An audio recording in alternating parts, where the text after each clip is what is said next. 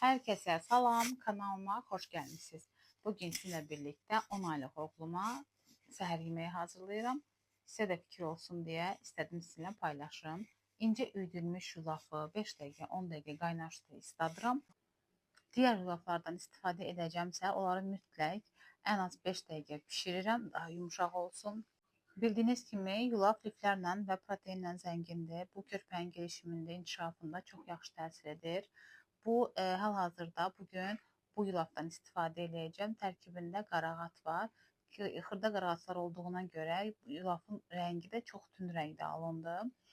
Daha sonra üzərinə tahin və pəkməz əlavə edəcəm. Bildiyiniz kimi tahin kalsilə zəngindir və uşaqların gelişimində kalsiya çox önəmlidir. Mən Koskanın pəhməsini istifadə edirəm, tahinini istifadə edirəm və çox güvənirəm, sizə də onu məsləhət görərdim.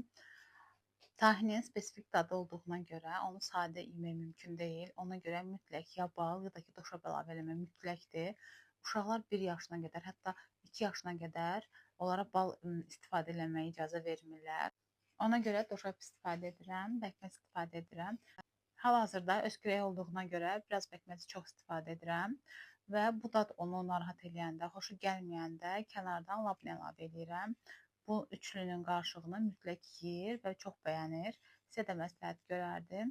Və üzərinə ən sonda qoz rəndələyirəm. 10 aylıq uşağa 1 ədəd qoz kifayətdir. Eyni zamanda qozun da uşaqların beyin gelişməsində, inkişafında çox böyük əhəmiyyəti var. Mütləq istifadə eləməyinizi məsləhət görərdim. Videoda gördüyünüz kimi qozun iri parçalarını seçməyə çalışıram ki, uşağı narahat eləməsin yeyərkən. Bu qədər. Siz də əgər bu reseptdən istifadə eləsəz, mütləq rəy bölməsinə öz fikirlərinizi yazın. Digər oğluma da eyni qaydada səhər yeməyi hazırlayıram. Sadəcə orada pəhməzdən əlavə bal da əlavə edirəm. Bu isə sonda gördüyünüz özüm üçün hazırlamışam. Qatıq və granola əlavə eləmişəm. Mütləq əgər istifadə eləməmisinizsə, granolini, yulafı mütləq qatıqla istifadə edin.